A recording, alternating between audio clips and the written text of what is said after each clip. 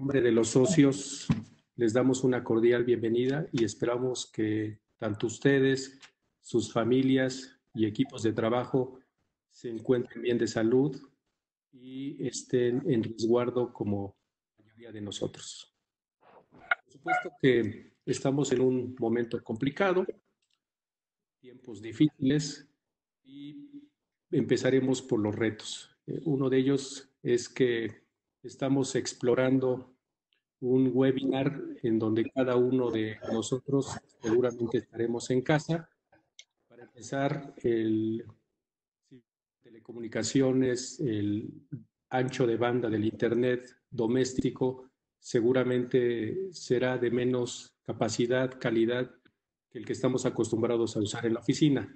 Por lo tanto, les pedimos una disculpa de antemano porque en ocasiones la señal pudiera ser no tan buena, perderse el audio o el video, y eso obedecerá prácticamente a esta circunstancia. En segundo lugar, pues suplicarles que mantengan cerrado el video de sus cámaras en las computadoras y también el audio, lo que seguramente ayudará a que la señal sea más fluida y que también logremos tener una exposición y compartir los temas de una manera mucho más eficiente. Dicho eso, empezaremos por decir que el motivo por el cual decidimos los socios de la firma compartir con ustedes un conjunto de acciones que nos parece que son urgentes, se tomen por las empresas, es porque hemos venido percibiendo, al igual que muchos de ustedes, una distancia muy grande entre la finalidad y manejo de necesidades por parte del gobierno federal respecto de lo que el sector empresarial está pidiendo o siente que se necesita en estos momentos. Esa distancia ha provocado que hasta el momento no se hayan propuesto incentivos, estímulos o similares que puedan coadyuvar para contrarrestar la afectación económica que se está dando por el COVID-19. Y por el contrario, estamos observando que la falta de prórrogas, la falta de atención en algunos casos, inclusive algunos de ustedes que estarán escuchando lo constatarán, a pesar de que están cerradas prácticamente todas las oficinas, el SAT continúa emitiendo invitaciones, requerimientos de información, y por lo mismo como que se aprecia que necesitamos nosotros como sector empresarial y particularmente SCAT como su asesor fiscal, poner en la mesa aquellas iniciativas, aquellas medidas que puedan coadyuvar para mejorar o para administrar el flujo de efectivo de las empresas, que en estos momentos estará siendo muy complicado, y también contrarrestar un ángulo más integral los efectos negativos que se darán en los resultados de las empresas. De ahí que en esta charla abordaremos prácticamente 4 grandes rubros, ¿no?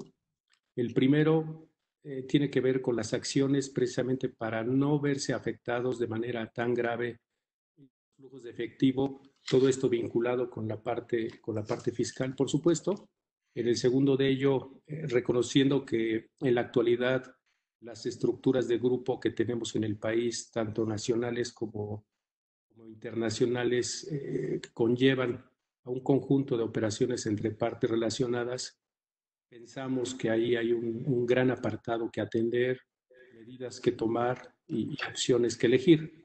Entonces, ese será el segundo de los apartados. El tercero, ya con un ángulo más integral y de vista lo que podrá ser el resultado fiscal del 2020 y subsecuentes. Estamos también incorporando un conjunto de alternativas que nos parece tienen el mérito de ser consideradas por todos ustedes.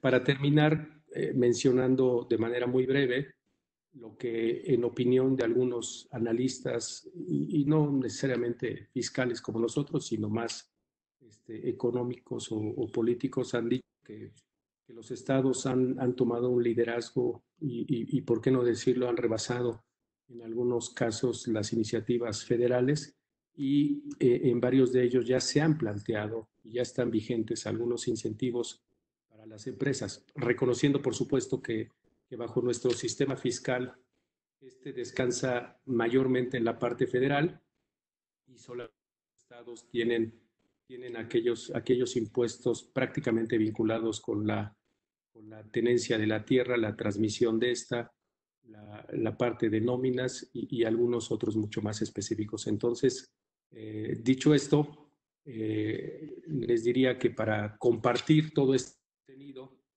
lo haremos varios de los socios de la firma. Mencionaré el nombre de cada uno de ellos para referencia.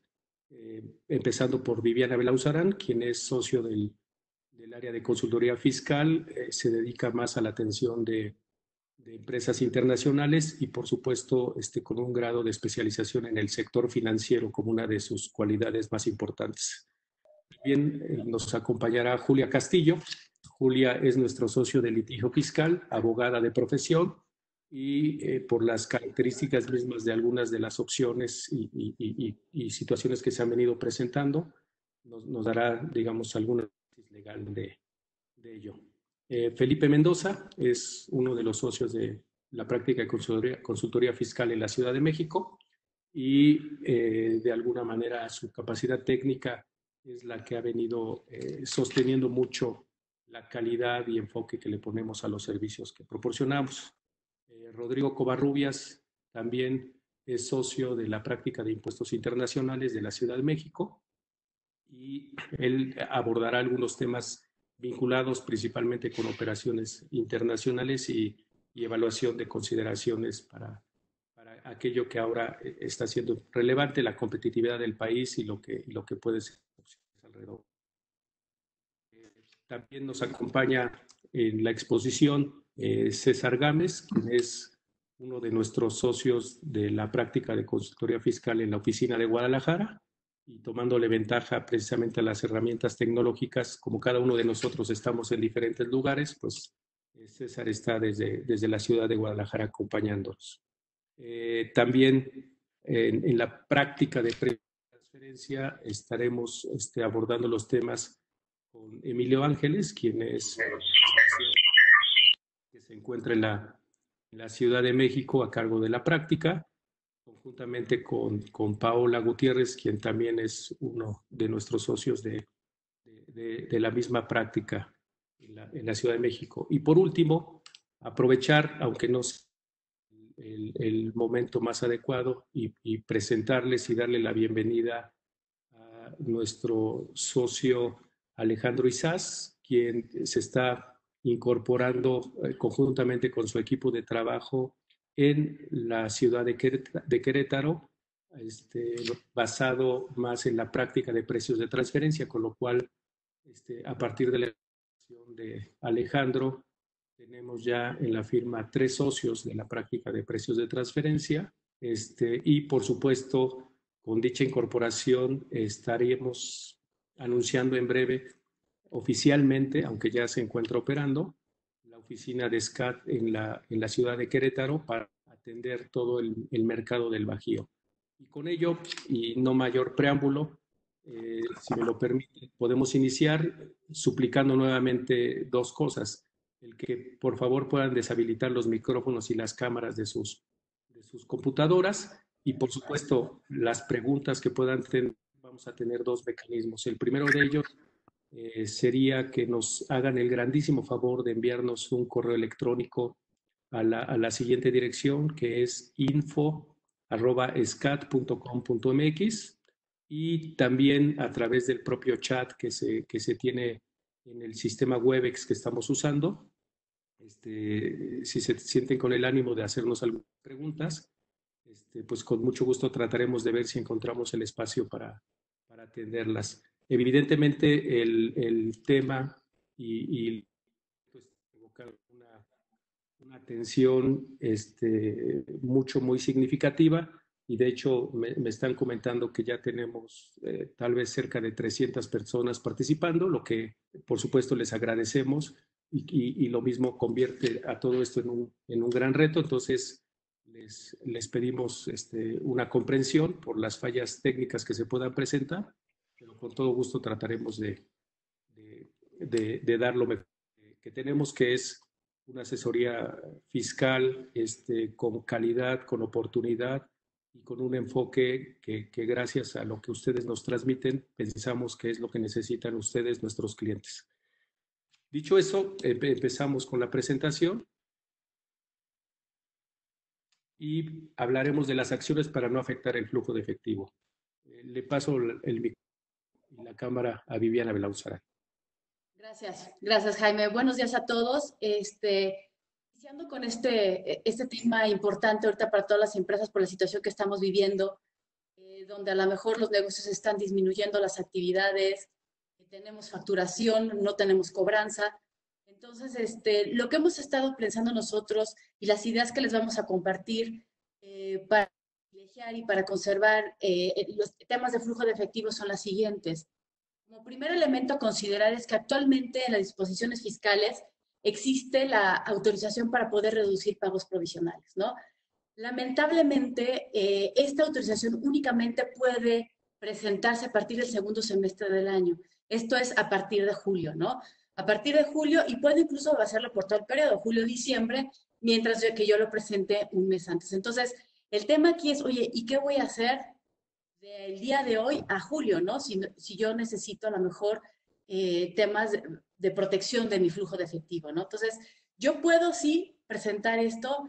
La probabilidad que me lo dé la autoridad, si yo presento mi trámite cumpliendo con la formalidad, lo que me solicita la autoridad, unas adecuadas proyecciones del cierre fiscal del ejercicio 2020, seguramente la autoridad me lo va a poder autorizar, ¿no? Pero en la práctica lo que hemos visto es que se retrasa mucho en otorgar estas autorizaciones. Tuvimos un caso, lo presentamos el año pasado y hasta diciembre fue cuando nos dieron la autorización, ¿no? Entonces, sí nos los pueden dar, pero puede retrasar, ¿no? Y otra cosa que debemos de vigilar es que si bien la autoridad me permite reducir estos pagos provisionales, si yo a nivel anual determino que el coeficiente de utilidad real del ejercicio es mayor, debo de cubrir las diferencias de los recargos que se tienen, ¿no? Entonces, ese es como que un primer elemento a considerar. A lo mejor muchos lo sabemos, pero tenemos que comento de los pagos provisionales del primer semestre. ¿Qué hacemos con ellos, no? Entonces, ante esta situación, si podemos cambiar la lámina, por favor. Gracias. Ante esta situación, ¿qué podemos hacer, no? Tomando en cuenta la jurisprudencia emitida por la Suprema Corte en el 2015 relativa a la facultad que tiene la autoridad o no de podernos revisar los pagos provisionales cuando el ejercicio está en curso, podremos tomar elementos de esta resolución en donde, debido a que los pagos provisionales se consideran que son anticipos de un impuesto anual, de un impuesto sobre la renta, estoy enfocándome solo en el impuesto sobre la renta, donde el impuesto realmente se determina a nivel anual, hay elementos para decir que no podría yo dejar de cubrir los pagos provisionales y cubrir el impuesto anual. Porque, reitero, estamos hablando de que son pagos provisionales, que son anticipos de un impuesto. Sin embargo, de todas formas, debo yo de cubrir el impuesto del ejercicio, y la autoridad fiscal puede de todas formas llegar, me revisa, tratar de determinarme los accesorios, ¿no? La contribución, los recargos, la actualización, tomar de base esta jurisprudencia. Sin embargo, de todas formas, la autoridad puede llegar y debo yo forzosamente siempre cubrir el impuesto anual, ¿de acuerdo? Algo que es muy importante, esto evidentemente se podría aplicar para el primer semestre con los riesgos que estamos platicando, y ahorita si Julia nos comparte un poco más de comentarios, Julia Castillo. Pero otra cuestión que es bien importante considerar es que si yo no presento pagos provisionales, lo que yo debería de vigilar es sí reconocer los ingresos que se generan en el ejercicio, y lo que yo modifico es el coeficiente de utilidad. ¿Por qué? todos vivimos ahorita el tema de presentar las declaraciones anuales, ¿no? Donde la declaración anual ya trae precargado todos los ingresos nominales que se declaran vía pago provisional, ¿no? Entonces, evidentemente debo de hacer esto para tener que coincidan, ¿no? Los datos presentados en pago provisional, en declaración anual. Y otro tema más importante. Recuerden que a partir de este año, una de las reformas fue la incorporación del artículo 17H bis del Código Fiscal de la Federación, donde uno de los supuestos de cancelación temporal de sellos digitales es cuando los contribuyentes declaren en pago provisional, ¿no? Ingresos diferentes a las cantidades que se timbraron por concepto de CFDI, ¿no? Entonces, esa es la idea general. Y ahora, entrando un poquito al tema de la jurisprudencia que les comento, si bien este caso no es muy clara la conclusión, ¿no? Porque distingue que hay pagos provisionales definitivos y hay pagos provisionales, digamos, anticipados. Un favor, ¿podrían desactivar sus micrófonos? Por favor.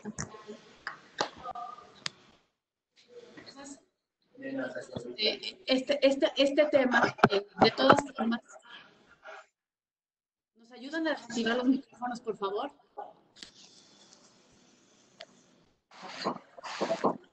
De todas formas, este riesgo, ¿no? De la posibilidad de que la autoridad llegue y nos pida el pago de actualizaciones y recargos, ¿no?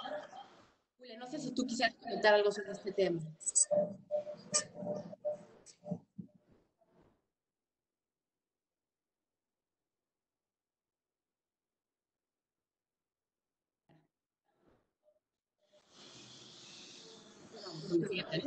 Listo, Viviana. Gracias. Buenos días a todos. Antes de dar mi comentario, nuevamente solicitarles atentamente que desactiven sus micrófonos, ya que si eso no sucede, el resto de los participantes no pueden escuchar lo que estamos haciendo. Entonces, por favor, es muy importante que nos puedan ayudar con esa parte. Muchas gracias. Respecto del tema de los pagos provisionales, creo que vale la pena aclarar lo siguiente con la jurisprudencia. Lo único que en ese momento se analizó y dilucidó fue que no se vale que el SAT pretenda determinar la omisión del impuesto a nivel de pagos provisionales. Si quiere verificar el cumplimiento de las obligaciones y determinar si hay o no contribución omitida, tiene que revisar todo el ejercicio y no solamente los pagos provisionales. Eso es lo único que ha avalado la jurisprudencia. Ahora, en el caso que nosotros les proponemos, el punto es si nosotros tomáramos esa reducción de los pagos provisionales antes del segundo semestre, como lo comenta Viviana, nosotros pensamos que sí existirían elementos de defensa para sostenerlo. Por supuesto que tendríamos que partir de un tema interpretativo porque la norma a nivel de autorización marca que tendría que ser el segundo semestre. Con base en la jurisprudencia, lo que lograríamos es que hoy no nos podrían revisar el ejercicio de manera inmediata. Tendría que esperar la autoridad para determinar omisiones, por lo menos hasta que concluya el ejercicio. Entonces, puede ser un buen elemento bajo este aspecto de administración de flujos de efectivo, pero es importante considerar que se necesitarían los elementos de defensa. Gracias. Julia, tal vez en esta parte agregar que no solamente sería por los meses que transcurran de marzo a junio, sino como lo Viviana, toda vez que el SAT se tarda muchísimo en el otorgamiento de las reducciones y más ahora me parece en lo personal que las va a empezar a negar por la visión que tiene, probablemente esta posición la vamos a estar tomando por la mayor parte de los meses del 2020, ¿no? Inclusive pues de los resultados seguramente negativos que se van a generar en las empresas por el ejercicio fiscal completo. Coincido, Jaime. Entonces, en ese sentido va a ser importante que si se decide tomar esta reducción de manera anticipada, independientemente de ello, de todas formas se solicite la autorización para el segundo semestre como lo marca la ley y como es probable que la resolución no salga a tiempo, este también sería objeto de defensa. Y en el caso, la única discusión que estaría en la mesa si el día de mañana la autoridad cuestiona esa reducción anticipada sería actualización, recargos y posible multa. No la omisión del impuesto como tal, mientras a nivel anual, a la hora de determinar el impuesto del ejercicio, se pague correctamente la contribución. De acuerdo. Y ahorita aquí Julia toca un tema muy importante, ¿no? El caso de tener que pagar actualizaciones y recargos, sabemos que sale muy caro, ¿no? El tratar de financiarnos contribuciones con el fisco federal estamos hablando que tenemos tasas de recargo del 1,47 más, ¿no? Mensual más la inflación.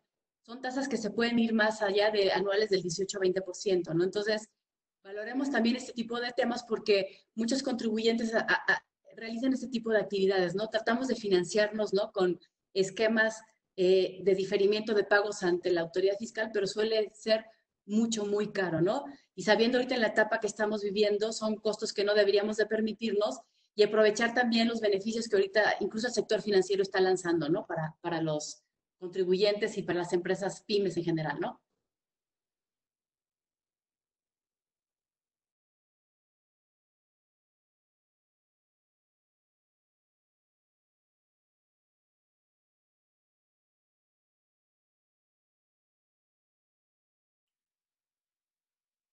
Adelante, Viviana.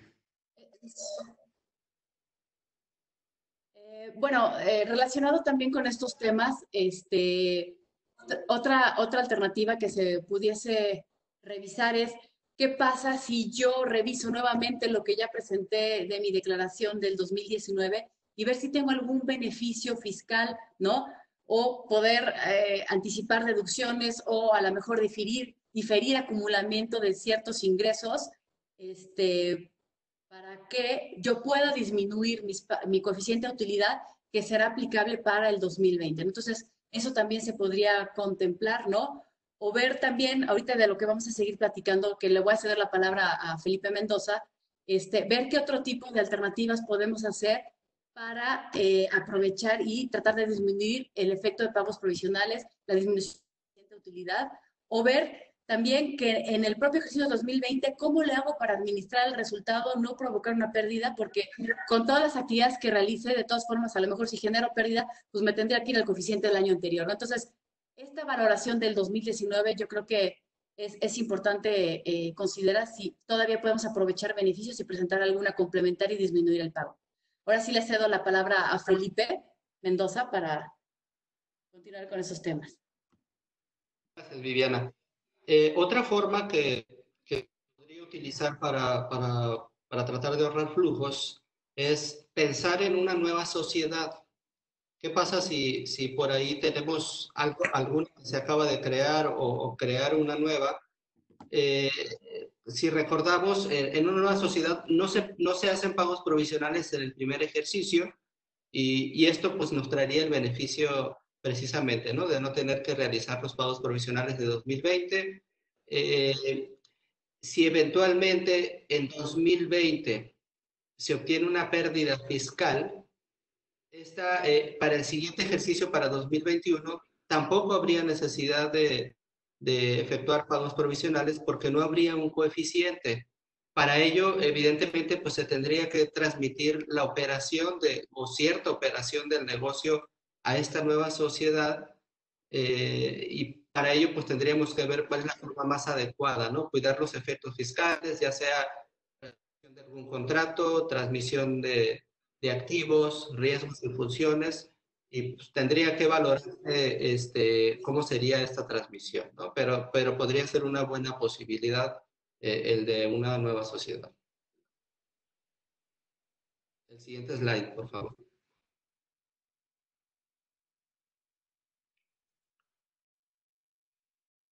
Otra forma de disminuir los pagos provisionales podría ser buscar en el grupo de empresas si existe alguna que tenga pérdidas fiscales y también con las medidas más adecuadas buscar traspasar cierta parte de la operación a esta sociedad.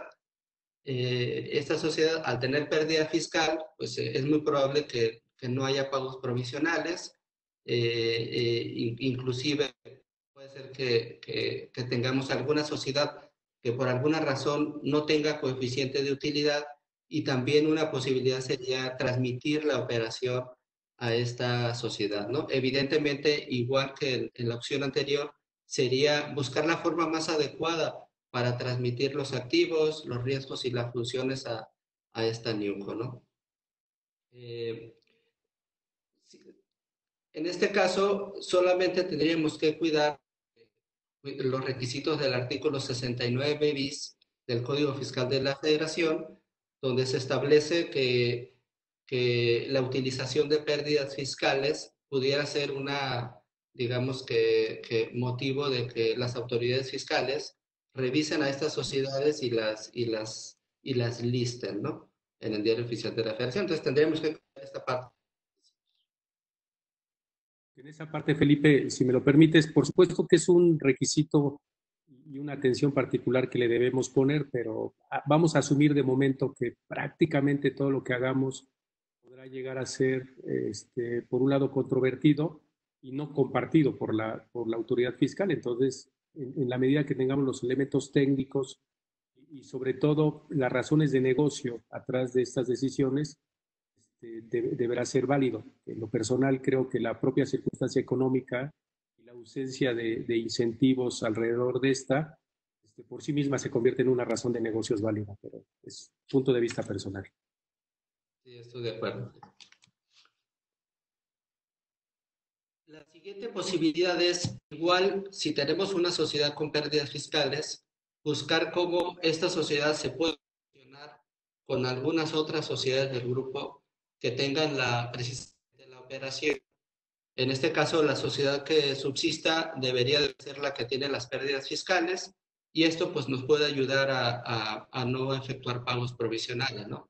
Evidentemente tenemos que buscar que haya una buena razón de negocios y cuidar lo que establece el nuevo artículo 5A del Código Fiscal de la Federación.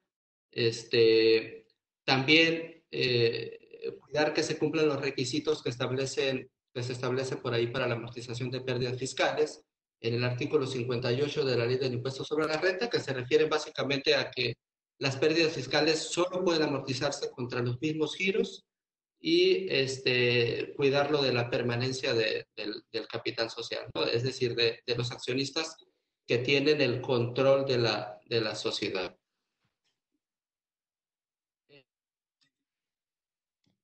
En este slide vemos que otra opción podría ser, y está un poquito más, pues a lo mejor un poquito más sofisticada, es ver si podemos crear una asociación en participación. Si recordamos una asociación en participación, es básicamente un contrato que no tiene personalidad jurídica propia, ¿no? Pero que para efectos fiscales funciona como una persona moral. Entonces, si creáramos esta asociación en participación en 2020, pues podríamos no efectuar pagos provisionales porque sería el primer ejercicio de la persona moral, que sería la AMP, y eso pues nos podría permitir ahorrar el flujo de los pagos provisionales, ¿no? Ahora, para crear la asociación en participación, pues sí se tendría que hacer transmitir activos a la AMP, transmitir algún contrato, y en ese caso pues tendríamos que cuidar los requisitos que se establecen para este tipo de operaciones, como que podrían ser enajenación o aportaciones efectuadas a la propia AMP, ¿no? Entonces, esta puede ser una buena posibilidad, pero pues tendríamos que tener cuidado en cómo crear la asociación en participación.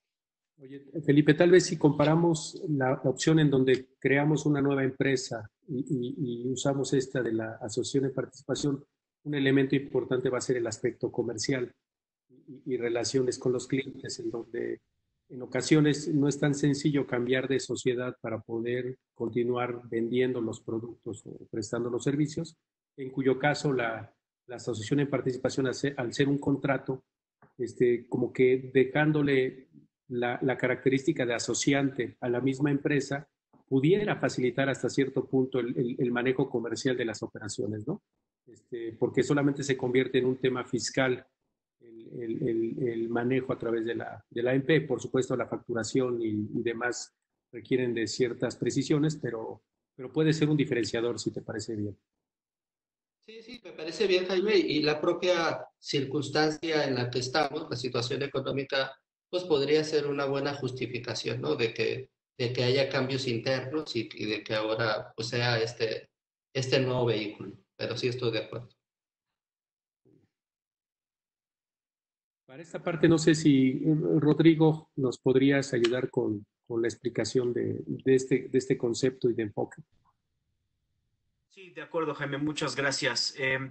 Pues que en esta porción lo que estamos pensando es si se puede evaluar la manera en la cual se identifica el momento adecuado en el cual se tienen que reconocer los ingresos. Si recordamos, las disposiciones de la ley de impuesto sobre la renta señalan diferentes momentos. Entonces, tenemos que hacer una evaluación de todas las operaciones que tenemos con nuestros clientes para poder identificar si eventualmente podemos caer en el momento o no.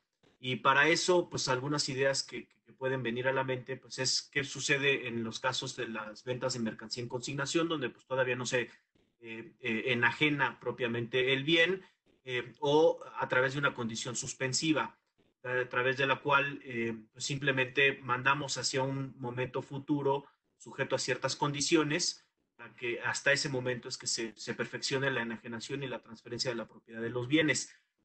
Aquí sí vale la pena hacer una pequeña mención de que la enajenación a plazos no funcionan, entonces no nos vayamos con la finta de que a lo mejor si pactamos simplemente plazos para los pagos en los cuales se liquide la contraprestación pactada, pues de cualquier manera vamos a tener que acumular el precio pactado en el ejercicio, ¿no?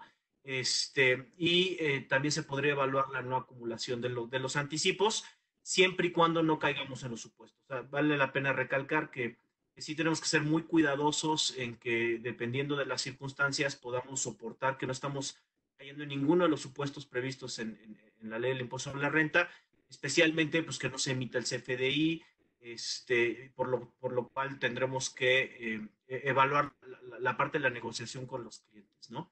También pues puede haber casos especiales y un poco más situaciones casuísticas, pero recordemos que el arrendamiento financiero, conforme a la ley, tiene un tratamiento muy específico y básicamente es que se trata como una venta a plazos con el beneficio de que el enajenante no tiene la obligación de reconocer el ingreso por el valor total del arrendamiento, sino conforme los pagos vayan siendo cobrados o exigibles, ¿no?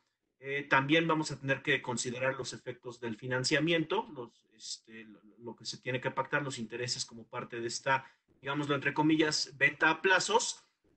Entonces hay que tener mucho cuidado con la parte de la implementación, ese es clave en este análisis del arrendamiento financiero.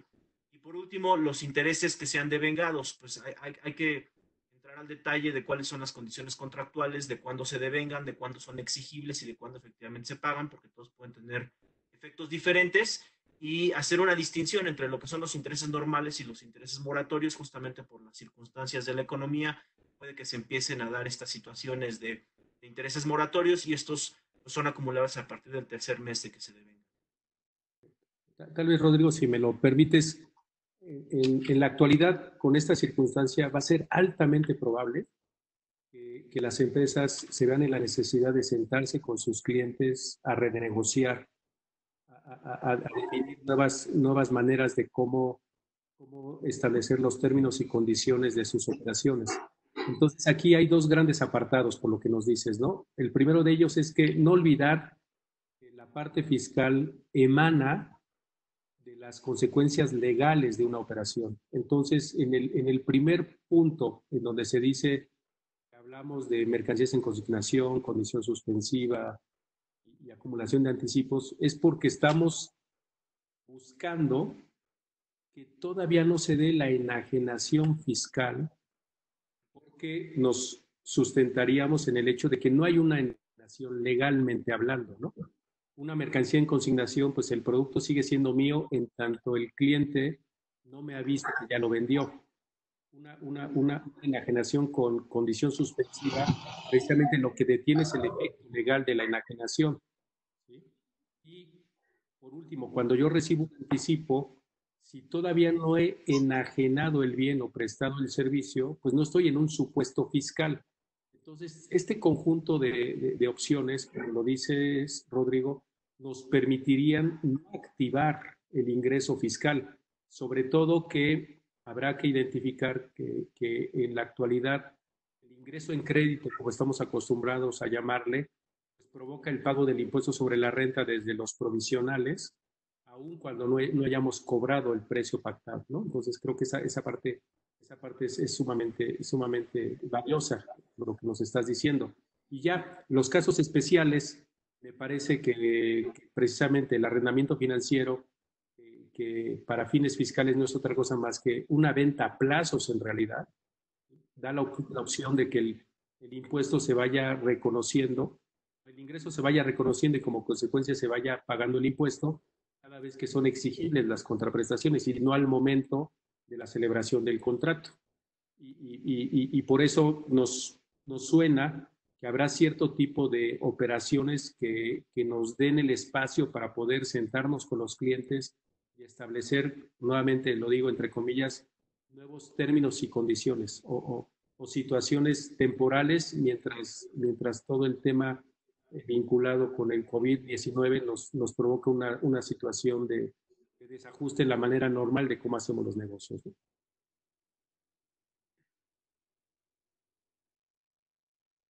Si les parece bien, en el siguiente tema, Felipe Mendoza, si nos quieres compartir esta opción, que parte ya del hecho de que sí hay enajenación, ¿no? Sí, correcto, Jaime. Básicamente es ver si podemos aplicar esta regla miscelánea, que es la 3.2.4 de la resolución miscelánea fiscal, que ha estado pues ya por un buen tiempo, ¿no? Publicada. Antes de esto, creo que es importante platicar de los ingresos. ¿Cuánto tenemos que acumular los ingresos, tanto en pagos provisionales como en... hay tres supuestos, que el primero que ocurra, ¿no? Cuando se expida la factura fiscal, cuando se entreguen los bienes enajenados o cuando se preste el servicio. Y el tercer supuesto es cuando se cobre total o parcialmente la contraprestación. Entonces, cuando ocurre cualquiera de estos supuestos, se tiene que acumular el ingreso, ¿no? En provisional y en declaración anual. Entonces, aquí la idea sería no acumular el ingreso en pago provisional. Esta regla miscelánea lo permite siempre y cuando no se haya entregado el bien que se enajenó ni se haya prestado servicio. Entonces, en esos casos podríamos aplicar esta regla miscelánea y no acumular en pagos provisionales. Aquí lo que tendríamos que hacer es acumular simplemente el saldo del cobro, o sea, lo que se vaya cobrando, pero sería hasta la declaración anual. Entonces, esta regla miscelánea que por ahí está escondida durante varios años, ha estado escondida, pues puede ser una buena opción para utilizarla en el caso, pues, en el caso específico. Muy bien, muchas gracias. Ahora, un tema muy relevante es el impacto que está teniendo la devaluación del peso mexicano y por ello consideramos como algo muy importante hablar de los efectos cambiarios. Viviana, si nos quieres compartir el análisis, lo agradeceríamos. Sí, claro, con mucho gusto. Como todos recordarán, todos los efectos cambiarios por el devengamiento, ¿no? de la moneda, por la fluctuación de la moneda, que se registran en nuestra contabilidad con base al devengamiento, la ley fiscal los asimila a un interés.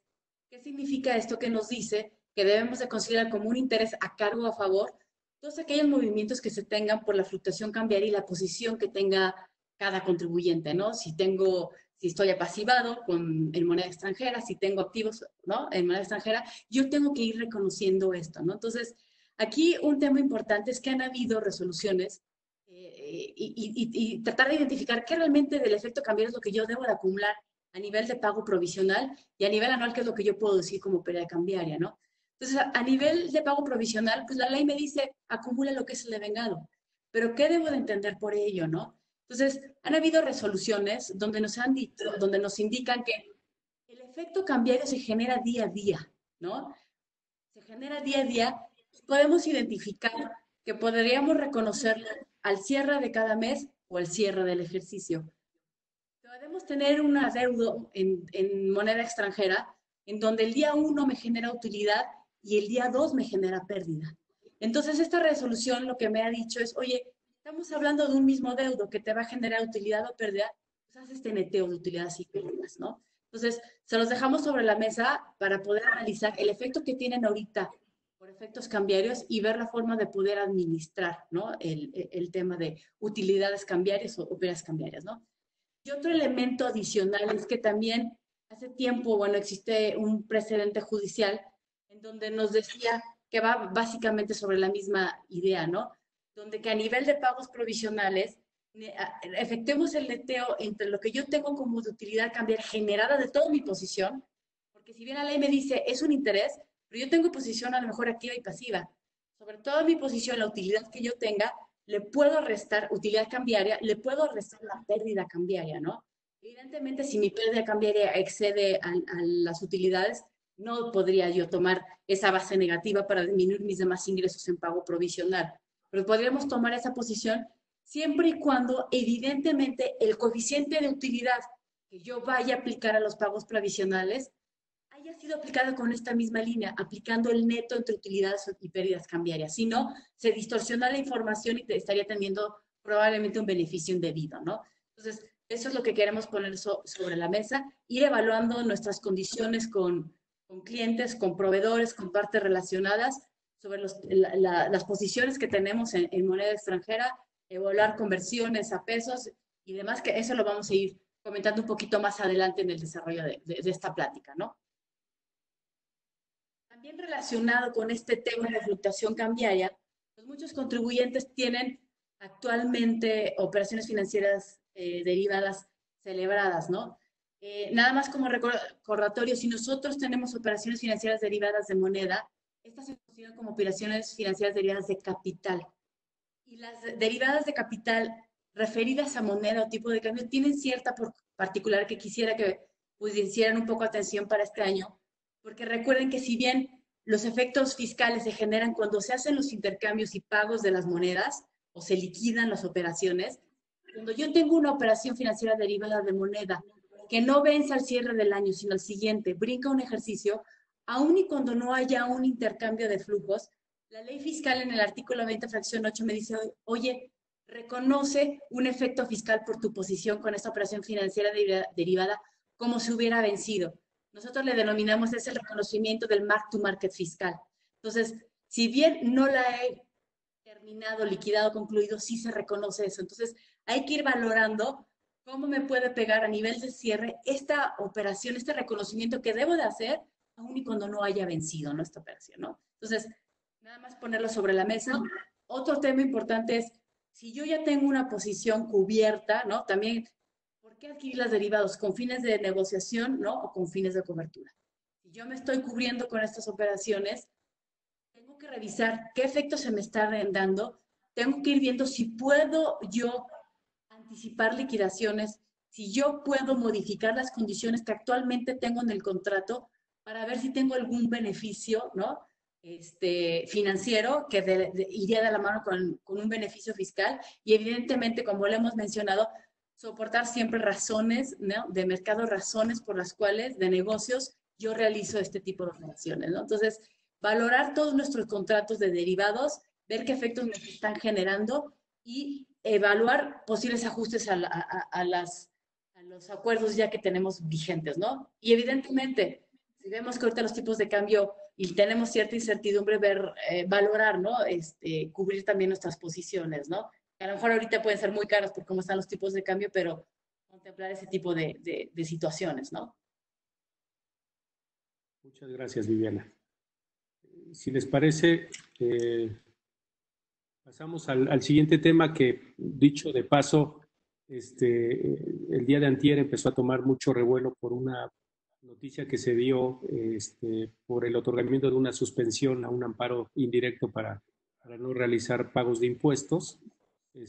Pues justamente con un análisis mucho más técnico, pues le pediríamos a Julia Castillo, nuestro socio de litigio fiscal, que nos ayude para exponer en qué consiste y verdaderamente si esto es una opción o simplemente es un intento más de los que los contribuyentes están realizando. De acuerdo, Jaime. En esta suspensión, el acto reclamado es, en un juicio de amparo, se reclama que no se aplicó una disposición del Código Fiscal, que es el artículo 39, facultad del Ejecutivo otorgar condonación de contribuciones de forma total o parcial, entre otros supuestos, en los casos de epidemia. Y el juzgado de distrito que conoció de este juicio de amparo otorgó una suspensión provisional.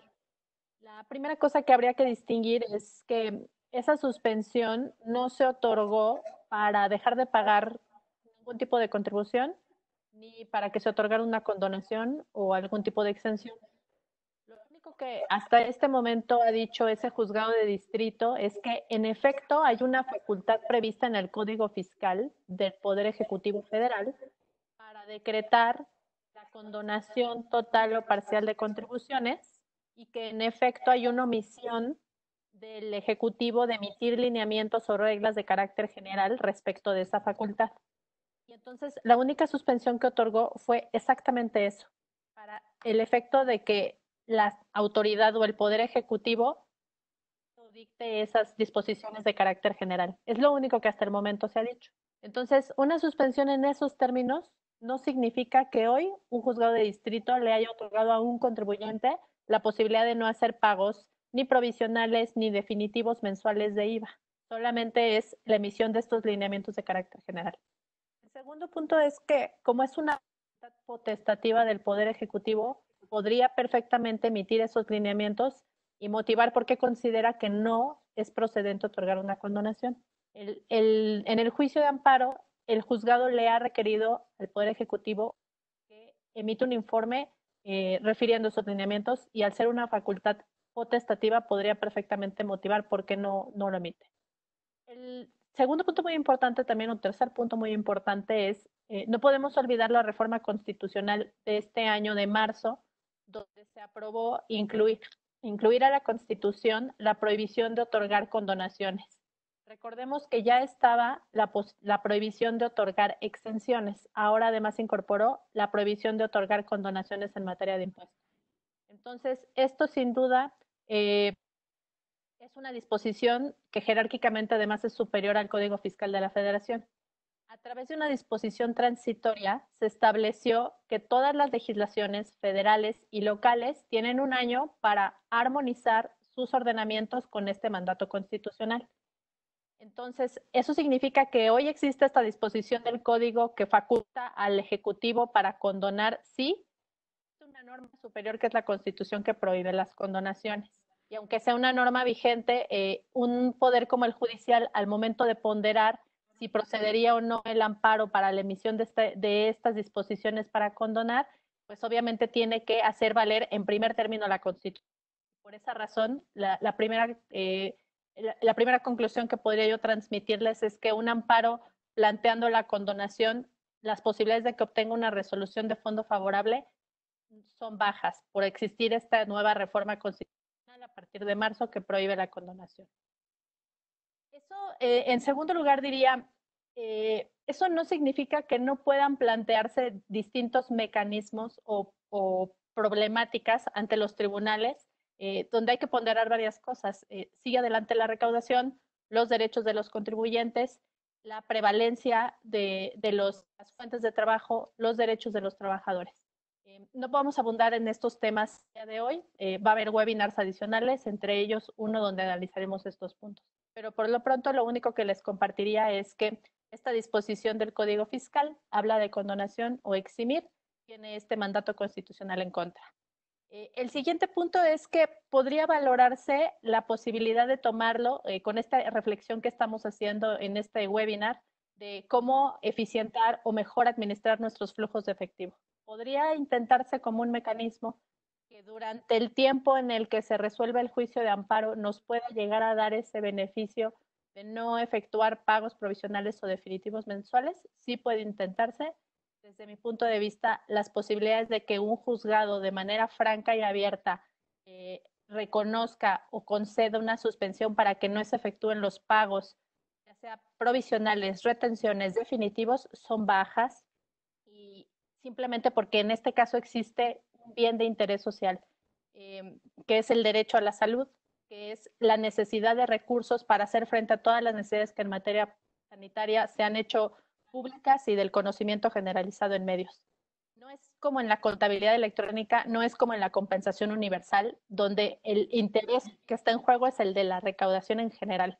Aquí además hay un interés franco y directo en la salud pública y en tener los recursos para hacer frente a toda la necesidad sanitaria. Entonces, me parece que en este caso el interés público sí puede llegar a ser mayor.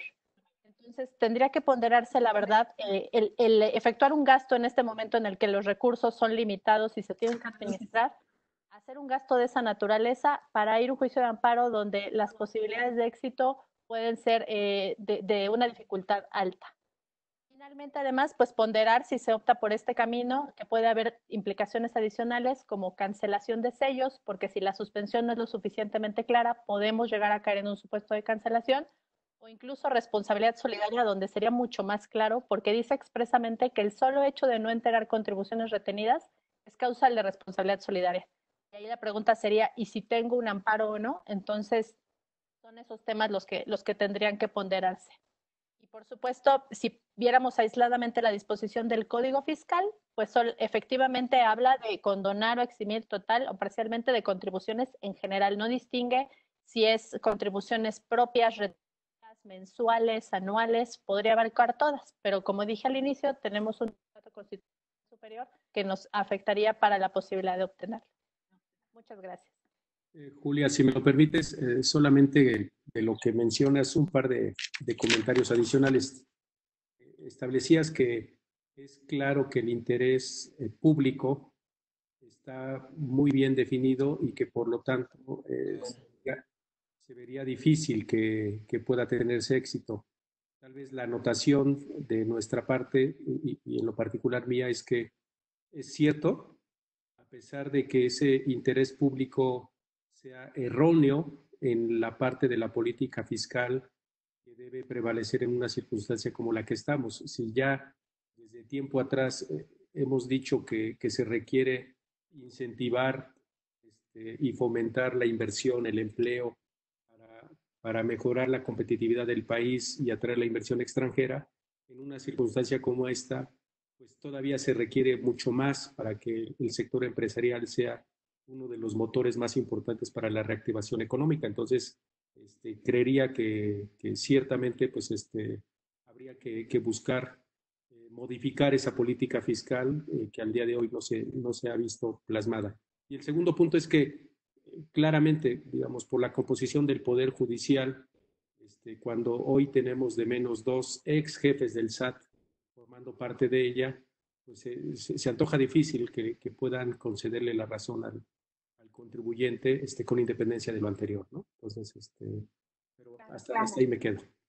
Sí, en relación con esos puntos, Jaime, coincido contigo en el tema de la política fiscal y tal vez en beneficio de nuestros participantes precisar a qué me refiero para que sea mucho más claro. Si nosotros queremos alegar de manera directa el poder no pagar contribuciones, suena difícil, no imposible, por este tema de la salud pública. Sin embargo, lo que sí me parece que está en la mesa son temas adicionales. Incentivos, por ejemplo, de los que platicaba Jaime, y reducción de los pagos provisionales que nosotros hablábamos al inicio, es un esquema que sería lógico, coherente y consistente en un momento donde no puedes ver aisladamente la posibilidad de necesitar recursos para atender los temas de salud pública, sino además tienes que cuidar la generación de ingresos, las fuentes de empleo, la propia salud de las personas físicas que puede estar expresada incluso en las propias empresas. Entonces, coincido en que el hecho mismo de la salud no impediría que deba el Ejecutivo reconocer determinados mecanismos a través de los cuales puede además salvaguardarse todos estos derechos, porque algunos igualmente se pueden traducir en derechos humanos constitucionalmente protegidos.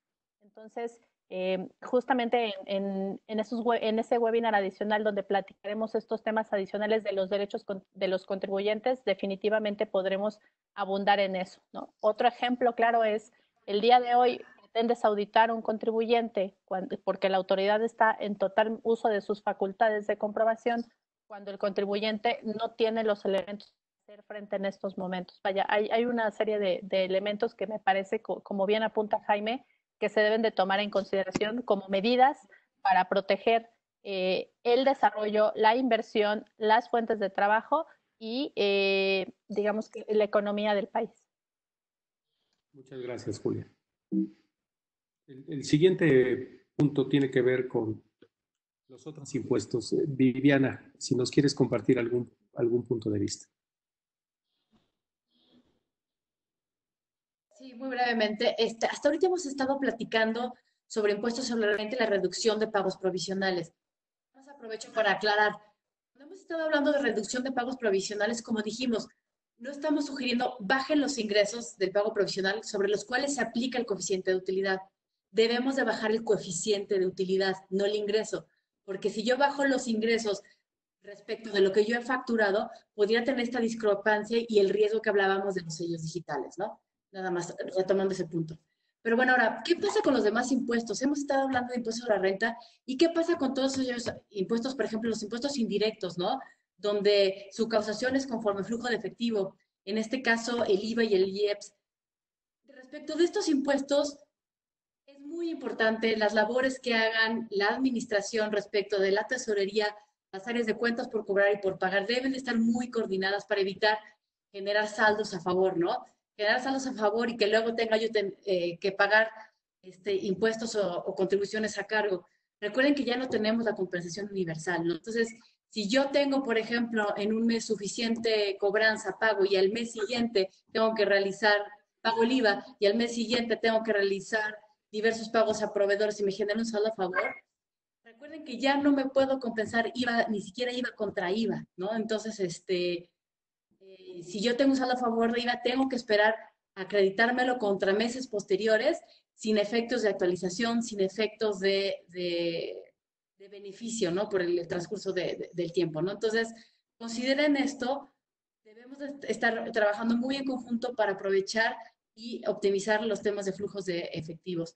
¿Qué pasa con las retenciones a terceros? ¿Qué pasa con el Seguro Social? Lo debemos de pagar, ¿no? Recuerden que todas estas contribuciones, por ejemplo, el IVA o las retenciones a terceros, nosotros fungimos como retenedores, fungimos como entidades que recolectan o cobran los impuestos. Entonces, debemos de pagarlo, tratemos de pagar esos impuestos en tiempo. Hay que privilegiar el pago de este tipo de contribuciones porque, como ya hemos platicado, ¿no? Hay temas de responsabilidad solidaria, hay temas que se pueden detonar de agravantes en caso de una determinación de un crédito, porque estas contribuciones son las que el SAT las ve con mayor intensidad en la determinación de créditos fiscales. Y como ya hemos platicado, si yo me quiero financiar con el fisco, si me quiero financiar con el IVA, me puede también salir muy caro, ¿no? Muy caro por cómo están las tasas de recargos actualmente, ¿no? Viviana, tal vez nada más con el comentario que se dio en este tercer informe de gobierno en donde se instruyó que se aceleraran las devoluciones de impuestos a los contribuyentes, lo que denota verdaderamente que estamos fuera de contexto, porque hoy por hoy prácticamente todas las devoluciones están fuera de tiempo. Entonces, el gobierno federal se comprometa a acelerarlas, pues simplemente lo que esperamos es que cumpla con los tiempos establecidos en el Código Fiscal para poder devolver esas cantidades a los contribuyentes, ¿no? Entonces, creo que desde ahí ya empezamos con un gran reto. No es un beneficio el que nos están dando, sino simplemente el compromiso de que van a cumplir con los plazos que dicen las normas fiscales, ¿no? Y no solo los plazos, todos los participantes lo hemos vivido. Por más que nosotros cumplamos con los requerimientos de la autoridad, se entrega la información, la autoridad siempre desestima la información que se le da, ¿no? Y en los procesos de devoluciones, todos recibimos respuestas diciendo que no hemos presentado suficiente información, desestima todo lo que ha presentado el contribuyente y nos dan todo por desistido los trámites, ¿no? Sí, nos responden muy rápido, nos desisten muy rápido, nos dan una respuesta muy pronta, pero también pedir, oye, estima las pruebas que te estoy otorgando, ¿no? Solo como prueba, hoy muy temprano a uno de nuestros clientes se le requirió por tercera vez la misma información. Entonces, eso es el reflejo de lo que vamos a seguir viendo y con lo que tenemos que lidiar. Muchas gracias, Viviana. Si les parece bien, ahora pasamos al siguiente tema, que tiene que ver con las acciones relacionadas con operaciones entre partes relacionadas. Y para ello, pues le cedo la palabra primeramente a Emilio Ángeles, nuestro socio de Pretransferencia, para que nos platique de las acciones que consideramos deben empezar a evaluarse. Muchas gracias, Jaime. Buenas tardes a todos. Espero que se encuentren bien. Bueno, es uno de los temas que se van a generar en este año 2020. ¿Por qué? Porque evidentemente los ingresos se van a disminuir de forma importante dentro de las compañías y evidentemente, bueno, al disminuirse los ingresos va a haber una utilidad menor. Aquí hacemos referencia a uno de los elementos de comparabilidad que nos marca la propia ley del impuesto a la renta en el artículo 179, que son las circunstancias económicas que se van a dar en este año 2020. Los términos contractuales que ya hablaban también algunos de mis socios son dos importantes elementos. ¿Por qué? Porque quizá vamos a tener que analizar ahorita ya en este mes de abril, ajustar operaciones entre partes relacionadas. Me van a repercutir en la utilidad, se va a justificar la utilidad, va a haber, por ejemplo, en las prestadoras de servicios insourcing, no generar un margen, un markup, o hasta qué punto. No sé, aquí, Pau, si nos puedes comentar algo acerca de este tema. Sí, gracias, Emilio. Muy buenas tardes a todos. Y sí, como bien comentas, Emilio, hay que tomar en cuenta el tema de elementos de comparabilidad. En este punto de prestadores de servicios, técnicamente sí podemos evaluar la posibilidad de considerar una reducción en el marco con base al mercado.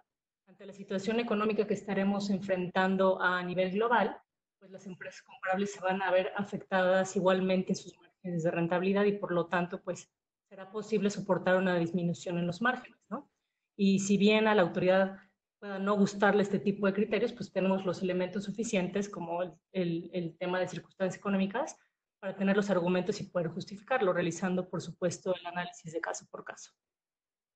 De acuerdo, muchas gracias, Pau. Otro de los temas es, en cuanto a flujos, tratar de diferir los cargos como regalías, intereses, para evitar la retención del impuesto, cuando su deducción no dependa de la exigibilidad o pago. Aquí se tendría que negociar con la parte relacionada para ver hasta qué punto no me mandan ya más cargos. ¿Por qué? Porque evidentemente van a generarse mayores costos, menores utilidades dentro de las compañías. Otro de los puntos es evaluar la condonación como un mecanismo para uso de pérdidas. Aquí el tema es, bueno, sí, ya me mandaron a una factura desde el extranjero, mi parte relacionada, ya la incorporé en mi estado de resultados en los costos y los gastos, sí, pero oye, la deduje, si ya la deduje, evidentemente y me condonan ese pago, aunque venga del pasado, pues evidentemente no hay un withholding tax al pago, pero pues lo tendría yo que considerar como una acumulación en este ejercicio, si viene del año pasado, o si lo trato de hacer deducible en este año, 2020 quizá no lo podría hacer. Son de los temas importantes dentro de precios de transferencia que vemos. Adicionalmente, si nos movemos a la siguiente lámina, Alex, que nos puedas compartir algunos de los puntos importantes aquí, por favor.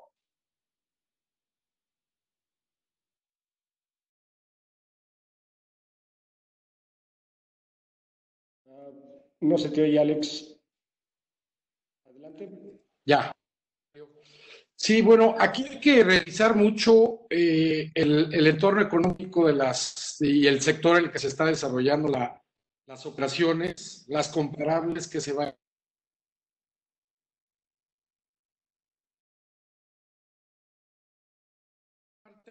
Puntos importantes consideraría en este análisis. El primero es, definitivamente el tipo cambiario va a afectar. Entonces,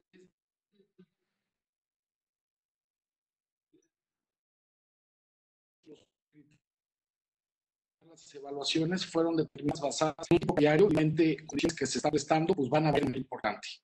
El segundo, yo creo que es importante cuantificar cuáles son las erogaciones de gastos que se van a hacer de la contingencia sanitaria y evaluar y determinar y tenerlo considerado. Otro punto muy importante es replantear completamente las políticas basadas en toda la situación que se está manejando, ya que al momento de que se están cambiando las situaciones económicas, muchas transacciones fueron pactadas a largo plazo.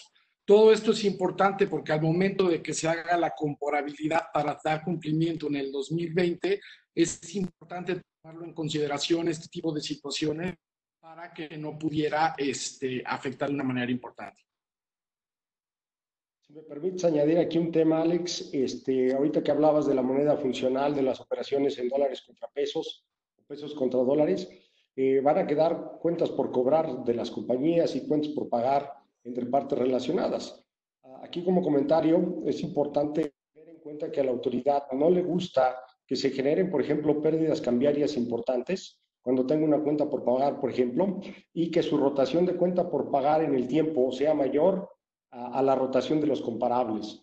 Es un tema que hay que cuidar y aquí pues, evidentemente se van a generar pérdidas cambiarias que van a afectar de manera importante también la conciliación contable fiscal.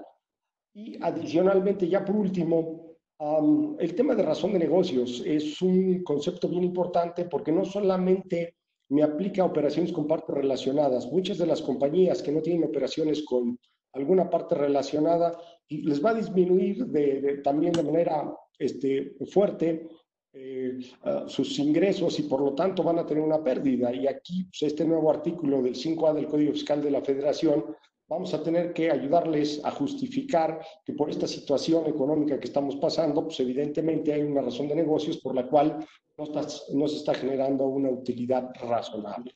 Hasta aquí me quedo. Jaime.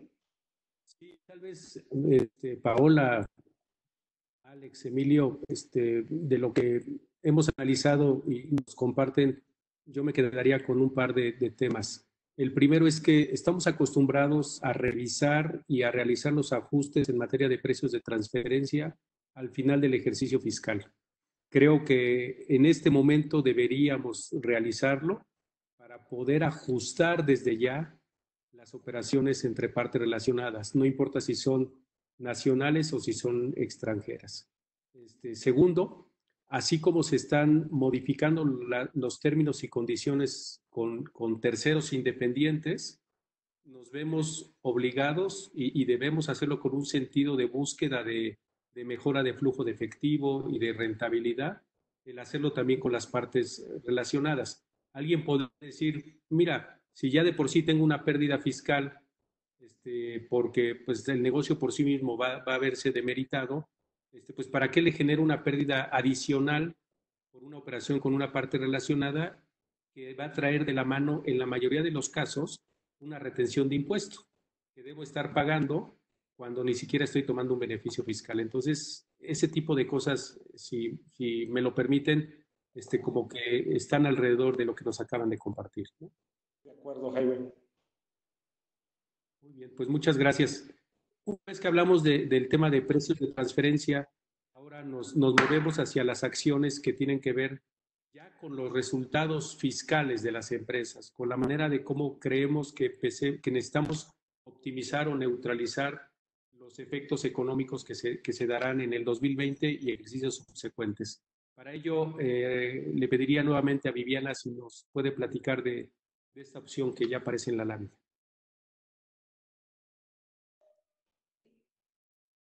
Esta opción se contempla como un estímulo en la ley de renta. Es una opción donde las empresas, las pymes, está enfocada a este tipo de contribuyentes que hayan tenido menos de 5 millones de pesos de ingresos en el ejercicio anterior, puedan pagar impuestos sobre la renta con base en flujo de efectivo, ¿no? Solo considerar que para poder aplicar esta opción tienen una serie de limitantes. Esta pyme debe ser poseída por personas físicas, los accionistas deben ser personas físicas. Ellos mismos no pueden estar aportando, tener participación y control en otras sociedades. Otro tema es que para poder ejercer esta opción se tienen que presentar avisos al TELSAT. Por ejemplo, si estoy hablando de empresas de nueva creación en el año 2020, pueden optar por esta opción de gravamen con flujo de efectivo. Pero estamos hablando de empresas que ya vienen constituidas de años atrás, pueden adherirse a esta facilidad, pero deben de presentar avisos, ¿no? Y para poder presentar estos avisos, tienen ciertos plazos, ¿no? Y para el 2020 este aviso ya venció en enero de 2020. Sin embargo, esperemos que, como se ha ocurrido en años anteriores, se emitan prórrogas, ¿no? Para poder ejercer estas opciones, ¿no?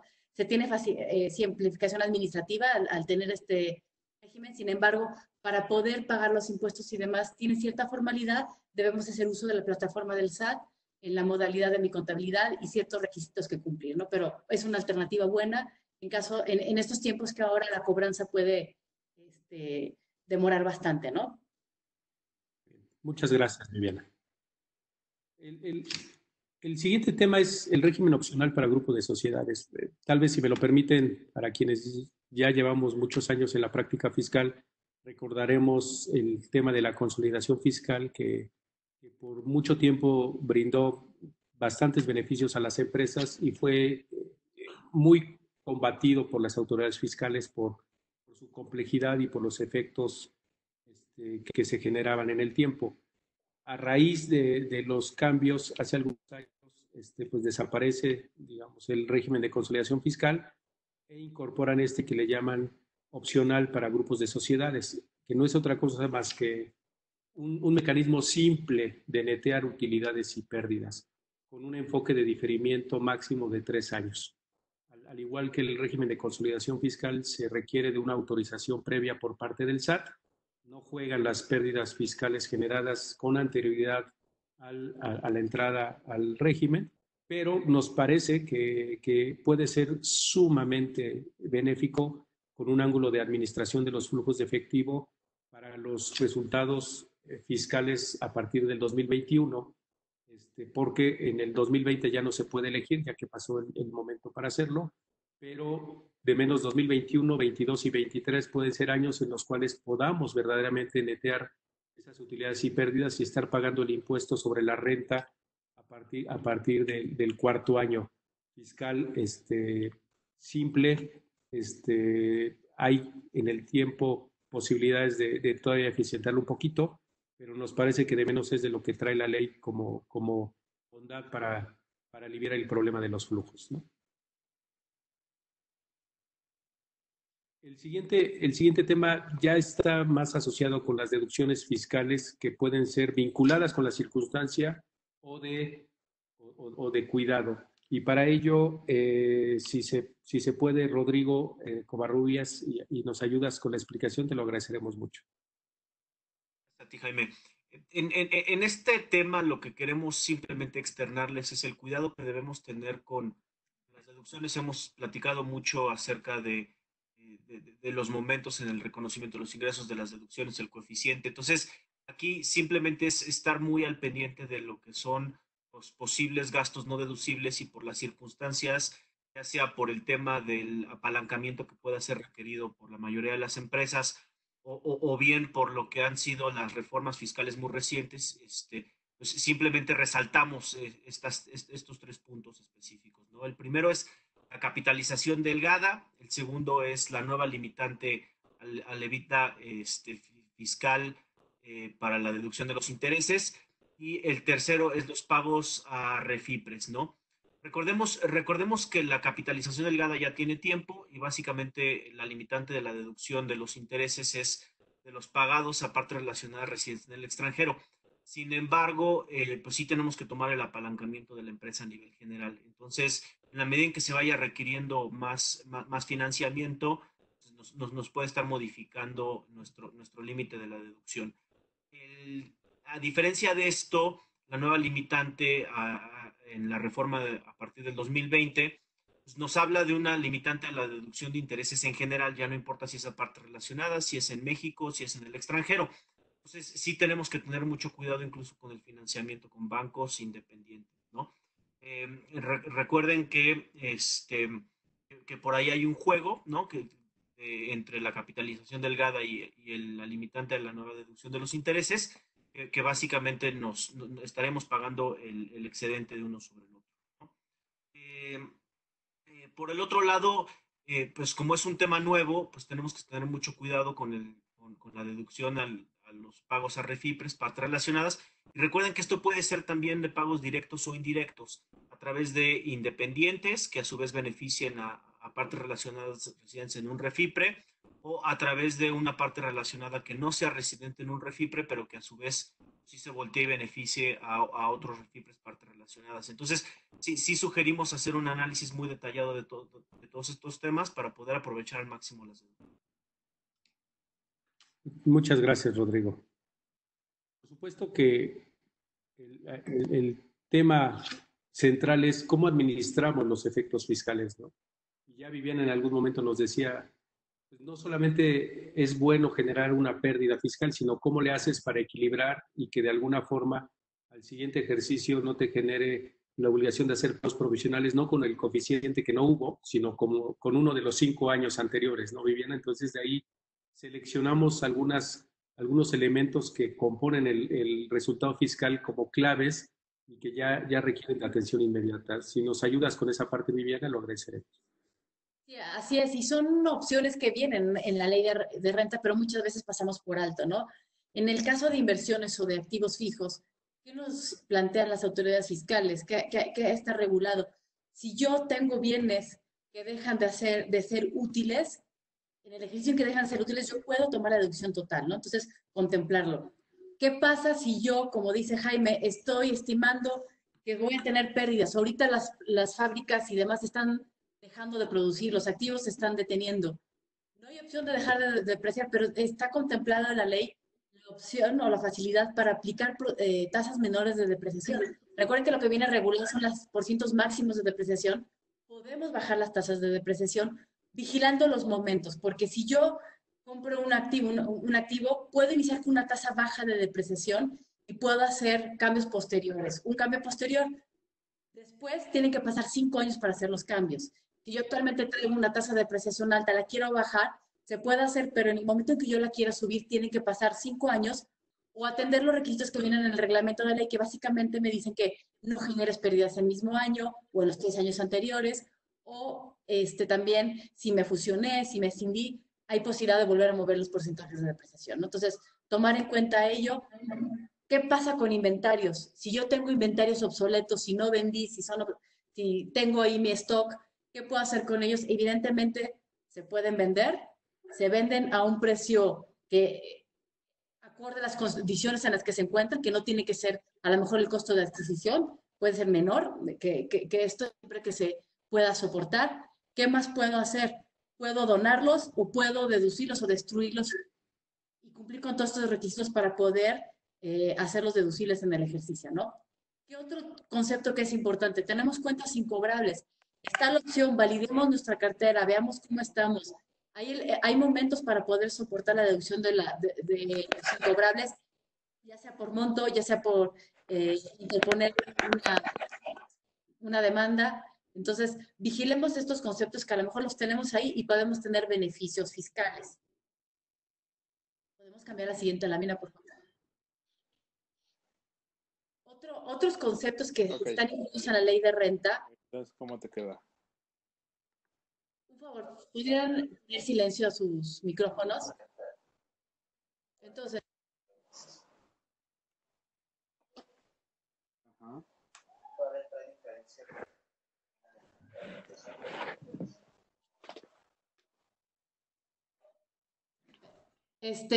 Continuamos, ¿no? Un favor, ¿podrían silenciar sus micrófonos? ¿Me lo vas platicando? Entonces continuamos, ¿no? Otro concepto que podemos deducir son las provisiones de gratificaciones a empleados.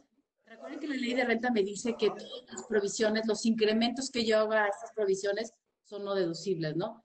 Sin embargo, maneja una excepción de gratificaciones. Podríamos evaluar, tratar de interpretar esto para poder deducir a lo mejor algunos bonos no pagados y que al cierre de un ejercicio y que se paguen al siguiente. Sin embargo, el reglamento y la ley me dice que para poder hacer eso hay que cumplir con los demás requisitos de deducción. ¿A qué me refiero? Pues retenciones, FDIs y demás. Entonces, lo ponemos sobre la mesa, es una alternativa que se podría evaluar, ¿no? Que a la autoridad no le gusta mucho, pero está ahí, ¿no?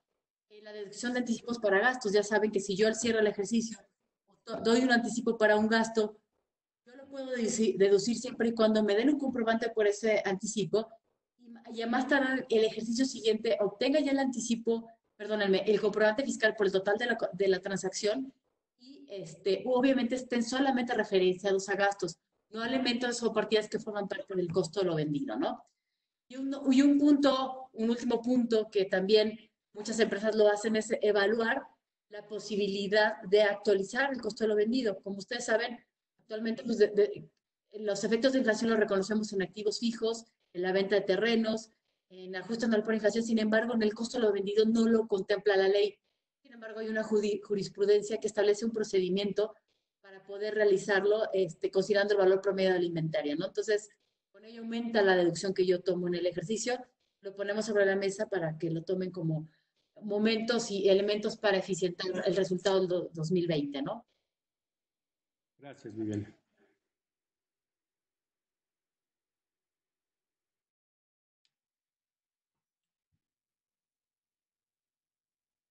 En esa parte, Felipe, si nos quieres platicar un poco de esto, lo agradeceríamos.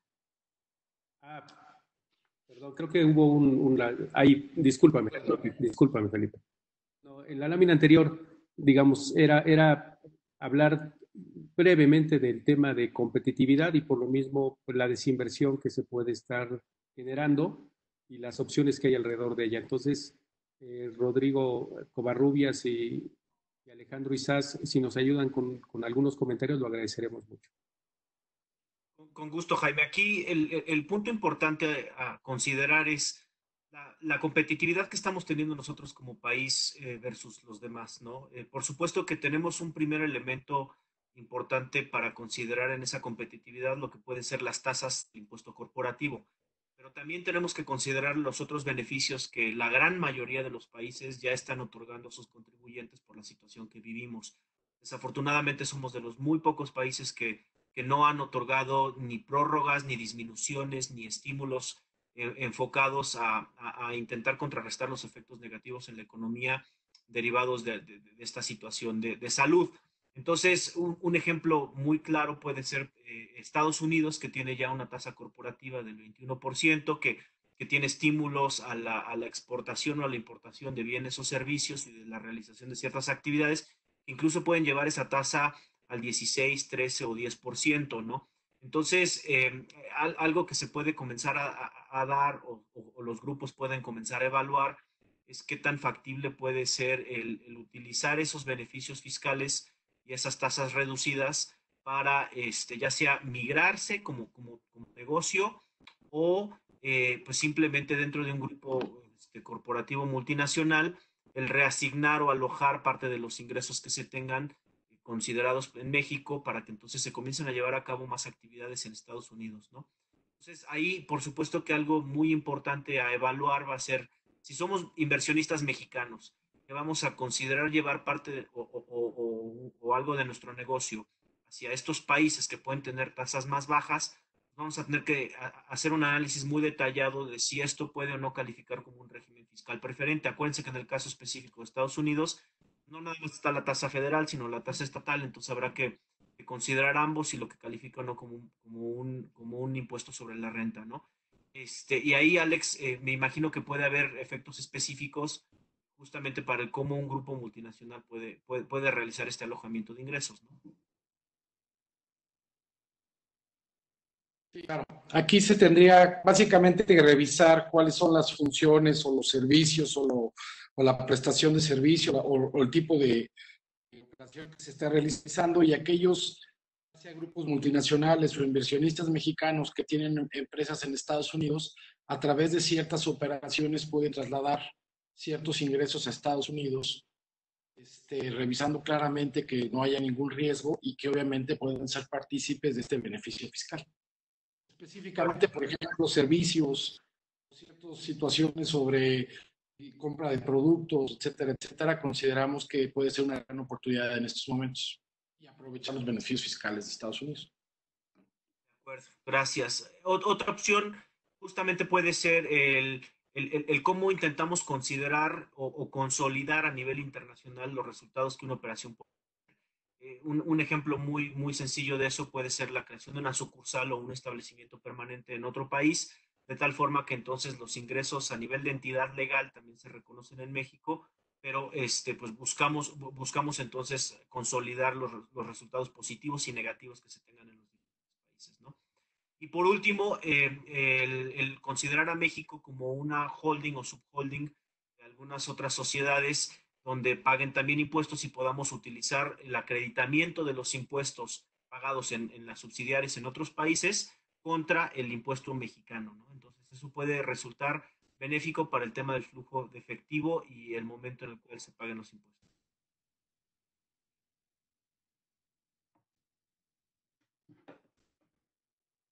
rápida de las que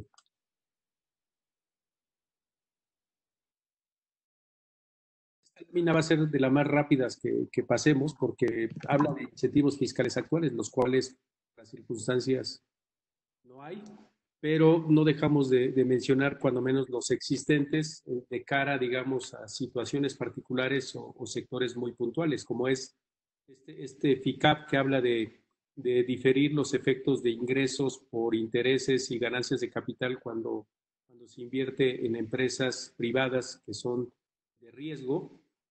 También el estímulo que tiene el sector de la construcción y desarrolladores para, digamos, la deducción de terrenos y o manejar, digamos, la exención del IVA por servicios parciales de construcción, un incentivo viejo asociado con el IEPS que se permite su recuperación cuando se paga por el diésel que se utiliza en la maquinaria y equipo, en transporte y demás.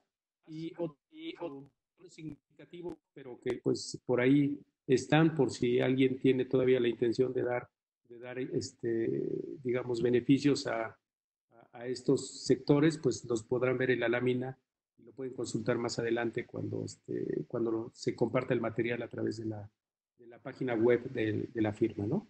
Me parece que con eso nos debemos mover básicamente a la última sección del evento, el cual tiene que ver con los estímulos fiscales a nivel estatal, que como decíamos al principio, pues los gobiernos locales han estado mucho más proactivos y en algunos casos pues brindado a sus ciudadanos y empresas ciertos beneficios. Para ello, le pediría de favor a nuestro socio de Guadalajara, César Gámez, nos pueda ayudar con la narrativa de estos estímulos.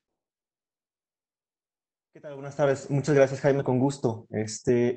Miren, antes de iniciar con esta parte de los estímulos estatales, vale la pena comentarles que tenemos prácticamente el listado de todos los estados. Sin embargo, por cuestiones de tiempo no podemos entrar al detalle en cada uno de ellos. Entonces, pusimos algunos ejemplos de cuáles son los estados que digamos, han otorgado mayor número de estímulos fiscales y también aquellos lugares en los cuales pues, la inversión es significativa y que también vale la pena comentar si se ha dado o no un apoyo por parte de dichos gobiernos, ¿no? Como es el caso de la Ciudad de México, que ahorita lo vamos a comentar. Entonces, sin embargo, pues como el material se va a poner a disposición de todos los participantes, van a poder tener la referencia con relación a cada uno de estos estímulos estatales. Y ya en caso de dudas particulares, con todo gusto lo podemos platicar de manera particular, considerando de que cada estado, a través de decretos, acuerdos y demás, es que ha hecho partícipe a todos los contribuyentes de este tipo de estímulos, ¿no? Y hay algunos que tienen ciertas particularidades que hay que cuidar con la finalidad de acceder a dichos estímulos. Sin embargo, bueno, pues ya para poder arrancar con este tema, comentarles en el caso particular de Aguascalientes. En el caso de Aguascalientes se otorgaron descuentos, que son los que están viendo en este momento en pantalla, en donde se van a dar cuenta que en la gran mayoría de los estados el común denominador es el impuesto sobre nóminas.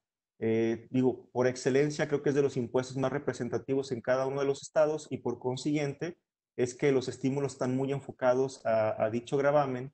Y en el caso particular de Aguascalientes se está otorgando un descuento del 30% sobre este impuesto por el periodo de abril a diciembre del 2020, principalmente para empresas cuyo volumen de trabajadores no exceda de 20 personas. En el caso de derechos de control vehicular, por los meses de abril y mayo y junio, se otorga un descuento que va del 5 al 10% por esos periodos y sobre este tipo de gravamen. En el caso del impuesto sobre adquisición de vehículos usados, el descuento es del 10%, siempre y cuando el cambio de propietario se realice dentro de los meses de abril a diciembre de 2020. En el caso del impuesto de espectáculos públicos, por el periodo de abril a diciembre se otorga un descuento del 40% y finalmente por lo que es el costo de trámites de gestión ambiental, por los meses de abril, mayo y junio es un 30% de descuento.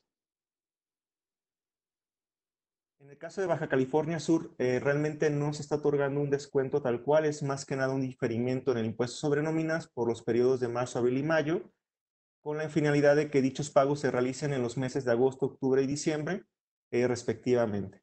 Y como lo adelantaba hace unos instantes, en el caso de la Ciudad de México, realmente no se ha otorgado un estímulo fiscal. Sin embargo, sí se ha publicitado un apoyo económico que es de una índole distinta al aspecto fiscal, pero se los comentamos de forma general. Sin embargo, en materia de estímulos fiscales per se, no tenemos hasta el momento el otorgamiento de algún tipo de beneficio de esta índole. En el caso del estado de Coahuila, se están otorgando descuentos, el 5% de descuento en el impuesto predial pagadero hasta junio. Durante el periodo que transcurra de aquí a junio se puede tener el beneficio de este 5% de descuento. Hay un 30% de descuento en el caso del impuesto sobre el ejercicio de actividades mercantiles, de igual manera para el impuesto de los servicios de aseo y también para el impuesto de servicios de tránsito y transporte. Tenemos un 80% de descuento en el caso del impuesto por la expedición de licencias, permisos, autorizaciones y servicios de control ambiental, un 85% en el caso del impuesto proveniente del arrendamiento de locales ubicados en los mercados municipales y finalmente un 50% de descuento sobre los derechos de las licencias de anuncio. En el caso del estado de Colima, tenemos prórrogas otorgadas para que el pago de los impuestos que están listados en pantalla se realice a más tardar el 30 de abril. Es un periodo de beneficio muy corto y que es más que nada una prórroga, no hay un descuento tal cual, y son los impuestos que están viendo en pantalla, donde pues podemos resaltar el impuesto sobre nóminas, así como el impuesto sobre el hospedaje.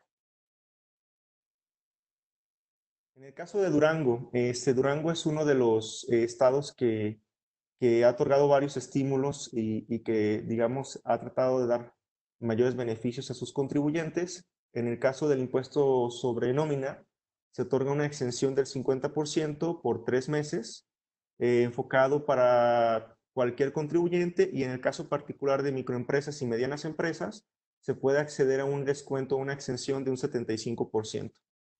Hay una ampliación de hasta 6 meses para el pago de impuestos, derechos estatales y capitales constitutivos determinados a través de auditorías que se hayan realizado en dicho estado, todo esto mediante un convenio que hay que firmar con la autoridad estatal.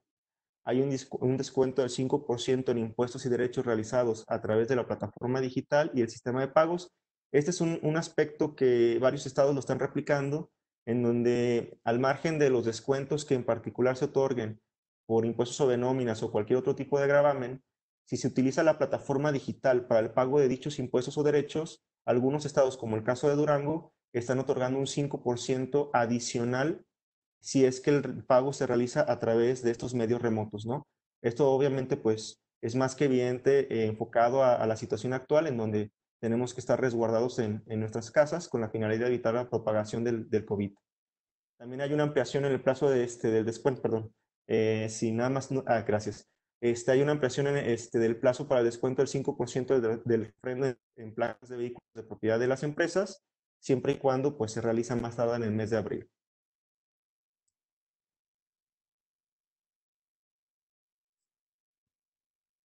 En el caso del Estado de México, a diferencia de la Ciudad de México, sí se está otorgando un 50% de beneficio en el pago del impuesto a las erogaciones por remuneración del trabajo personal correspondiente al mes de abril, siempre y cuando el pago se realice a más tardar el 11 de mayo de este ejercicio, y aplica para contribuyentes que tengan hasta 50 empleados y que no se disminuya la plantilla de esas 50 personas.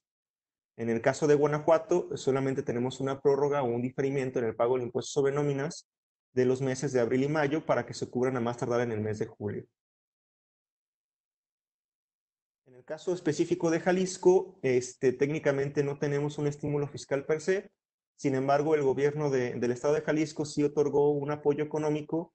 Aquí lo queremos comentar, no necesariamente en todos los casos de los estados se está otorgando un apoyo económico. Lo quisimos comentar porque aquí es uno de los apoyos, digamos, más representativos en cuestión monetaria, puesto que es una bolsa de 1,000 millones de pesos dividido en 3 programas. Estos programas, en el primer caso, serían actividades económicas informales, una bolsa de 400 millones de pesos. Para efectos de lo que son micro, pequeñas y medianas empresas, son 450 millones de pesos. y finalmente 150 millones de pesos para proteger los ingresos de productores de maíz. Y en caso de prórrogas o, digamos, para efecto de pagos de algunos aspectos impositivos, en el caso particular del refrendo vehicular, se extendió hasta el mes de mayo, hasta el 29 de mayo, que se pueda realizar el pago y se otorga un descuento del 5% respecto del mismo. En el caso del estado de Nayarit, Nayarit es de los pocos estados que tienen impuestos cedulares. Entonces, dicho estado o el gobierno del estado lo que está realizando es otorgar estímulos con relación al impuesto sobre nóminas y también a esos impuestos cedulares, haciendo o permitiendo un diferimiento de los pagos de marzo, abril y mayo para que se cubran a más tardar dentro del periodo de julio a diciembre de este año, y hay una condonación del 100% de los recargos que se causan por dichos gravámenes y una condonación del 50% de multas por actos de fiscalización que se encuentren todavía en proceso.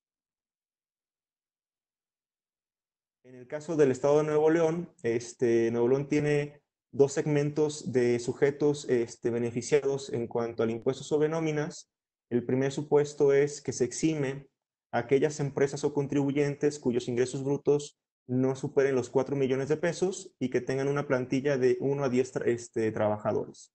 Es el primer bloque muy genérico, y luego tenemos un segundo bloque particular en cuanto a que se exime de dicho gravamen también a lo que son restaurantes, bares, hoteles, casinos, gimnasios, teatros, cines y lugares de esparcimiento.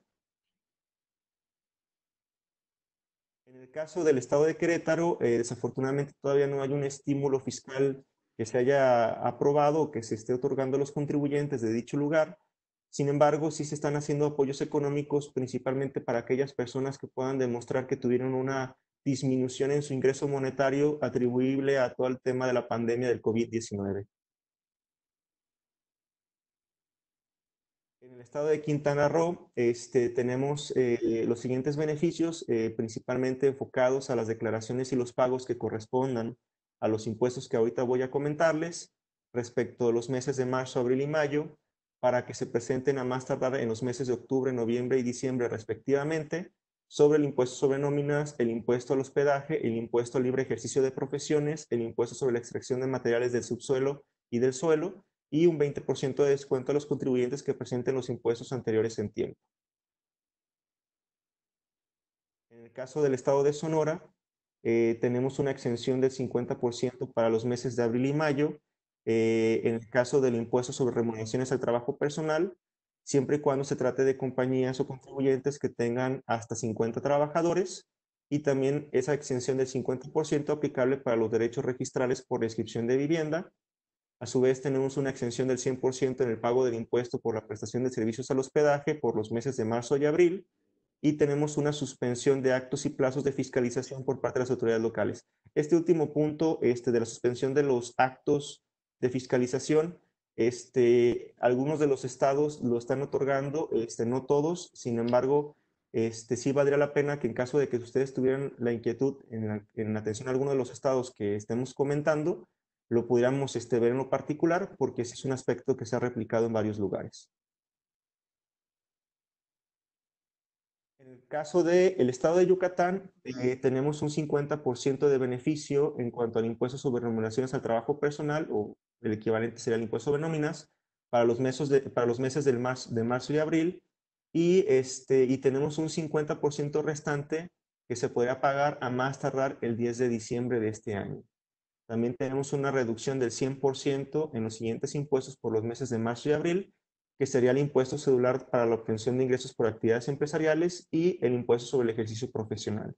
Finalmente, una reducción del 100% del impuesto al hospedaje por los meses de marzo, abril, mayo y junio, considerando que Yucatán es uno de los lugares turísticos por excelencia, y es por eso que se está tratando de incentivar con este estímulo del hospedaje. Sin embargo, pues como ustedes saben, pues desafortunadamente no creo que ahorita tengan mucha afluencia de personas, pero sin embargo se otorga este estímulo. Y finalmente comentarles, este es un resumen de otros estados que han otorgado estímulos similares. Como podrán observar, tenemos el caso de Guerrero y de Hidalgo, que a su vez, como también lo está otorgando el estado de Oaxaca, tienen estímulos del 50% del impuesto sobre nóminas y el 100% del impuesto al hospedaje por los periodos de marzo y abril principalmente. En el caso de Michoacán, se tiene 100% en el impuesto sobre nómina durante los meses de marzo, abril y mayo, y el 100% del impuesto al hospedaje por los meses de marzo, abril, mayo y junio. Caso de Morelos, hay un diferimiento nada más para el impuesto sobre nómina de marzo, abril y mayo, y del impuesto al hospedaje por marzo y abril, siempre y cuando cualquiera de estos periodos, de estos dos impuestos, se paguen a más tardar en el mes de junio. En el caso de San Luis Potosí, se otorga el 100% de estímulo o de beneficio en el impuesto sobre nómina durante los meses de marzo a junio y el 100% del impuesto al hospedaje por el periodo de abril a junio. San Luis Potosí es uno de los lugares que creo que han considerado estímulos muy extensivos en estos dos gravámenes, por lo que pues, valdría la pena que se aprovecharan. Y finalmente, en el caso de Zacatecas, tenemos que hay un estímulo que va del 100% hasta el 50%, dependiendo del tipo de contribuyente, en el caso del impuesto sobre nóminas, y del 100% en el caso del impuesto al hospedaje por los meses de abril y mayo. Como les comentamos con la nota que tenemos al pie de esta diapositiva, hay ciertos requisitos que hay que cumplir para poder acceder a estos beneficios, principalmente el volumen de trabajadores que tengan las compañías. Y ya para concluir esta parte de todos los estímulos que se han establecido en los diferentes estados, comentar que digamos que esta sería nuestra pequeña lista negra de los estados que han sido omisos en el otorgamiento de dichos beneficios a sus contribuyentes, en donde podemos encontrar al estado de Baja California, Campeche, Chiapas, Chihuahua, Puebla, Tabasco, Tamaulipas, Tlaxcala y Veracruz. Esperemos que en los próximos días estos estados estén otorgando estímulos similares. Y comentarles que este listado que acabamos de comentar es un listado que prácticamente se ha realizado a través de decretos y acuerdos que se han publicado de los últimos días de marzo a los primeros de abril. Entonces, son publicaciones muy recientes. Por consiguiente, pues, cualquier duda particular que tengan, estamos a sus órdenes. Muchas gracias, César, por la explicación, bastante ilustrativo. Me parece que refleja justamente la proactividad de varios de los estados, que si bien, como lo decíamos al principio, nuestro sistema fiscal, al tener un gran peso en el contexto federal, pues poco pueden hacer, dado que dependen mucho de las decisiones centrales que se den a nivel de la federación. Con esto estaríamos abarcando el conjunto de temas que identificamos como relevantes. Con el permiso de los expositores, viendo las preguntas que nos han hecho, si bien habíamos comentado que las contestaríamos por correo electrónico y algunas más por el chat, nos parece que hay una en lo particular que merece que la atendamos en este momento, y que tiene que ver con el riesgo que se asocia con la cancelación de los sellos digitales, producto pues, de las opciones o de las circunstancias mismas de las empresas, recordando que esto es una facultad que tiene la autoridad fiscal cuando, derivado de un síntoma, lo voy a decir así, de un síntoma o de una presunción de incumplimiento fiscal, que puede ser porque hay una diferencia entre los ingresos declarados y los CFDIs emitidos, o hay un retraso en la presentación de pagos provisionales, y mucho más si hay una presunción de realizar una operación con un contribuyente que omitió el pago de los impuestos porque se encuentra en el listado de las empresas que simulan operaciones. Pues son ejemplos que nos llevan a que la autoridad tiene la facultad de cancelar los sellos digitales, y que eso, por supuesto, en una circunstancia como la que estamos, hace más grave porque te restringe la operación y te afecta no solamente en el tema fiscal, sino en la operación de las empresas. Entonces, no sé si Viviana, Julia y eventualmente Felipe nos quieren dar algunos comentarios relacionados con ello que me parece que serán de gran utilidad para nuestra audiencia.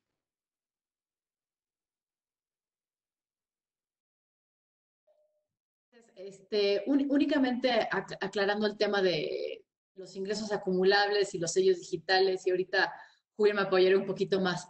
lo que hemos comentado acerca de la forma de disminuir los pagos provisionales y como ya lo indicaba, es ajustando el coeficiente de utilidad. Porque con las alternativas que hemos platicado, ya sea con la autorización o tratando de apoyarnos un poquito con la jurisprudencia, ¿no? Pero aquí el tema es, ¿qué debemos de considerar? Los ingresos nominales percibidos en el periodo en el que corresponde al pago provisional, a los cuales les vamos a aplicar el coeficiente de utilidad. ¿Por qué tenemos que vigilar el tema de sellos digitales? Porque si nosotros no declaramos los ingresos que obtuve, si la autoridad fiscal hace un cruce contra los CFDIs que yo emití, pues estoy ahí ante una de las causales que se establecen en el artículo 17H bis del Código Fiscal de la Federación, que nos dice que nos pueden suspender de forma temporal el uso de los certificados si estoy ante este supuesto. Luego ya vendrá el procedimiento que tengo yo para aclarar y que la autoridad tiene de 10 días para resolverme. Y si no se resuelve favorablemente, pues obviamente va a ser una suspensión definitiva, ¿no?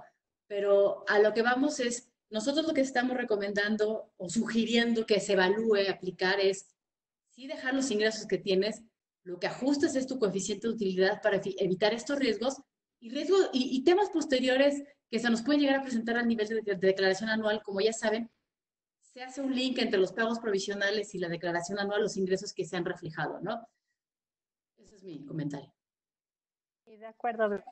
Complementando el punto que dice Viviana, como ustedes podrán ver, ponemos en la mesa el tema de sellos cuando estamos poniendo esta alternativa, porque como es un procedimiento que sabemos que hoy por hoy está en boga y lo tiene la autoridad muy presente, va a ser muy importante cuidar este tema, que no existan diferencias entre lo declarado versus CFDIs, para que el tema, digamos, ese tema no dispare puntos adicionales. La reducción del coeficiente como tal no genera de manera directa un supuesto o causal de suspensión de sellos. En la causal por esta activación de un riesgo adicional que se puede generar. Otra causal en la cancelación de sellos es la omisión de la presentación de la declaración, como ustedes saben, no solo a nivel anual, sino cualquier declaración de pago provisional o mensual. Técnicamente en este supuesto tampoco se actualizaría porque estarían presentando sus declaraciones en tiempo y forma, solamente modificando el coeficiente de utilidad. Por esa razón, simplemente es ponerles en la mesa esos puntos de cuidado que debemos de tener para no detonar efectos adicionales.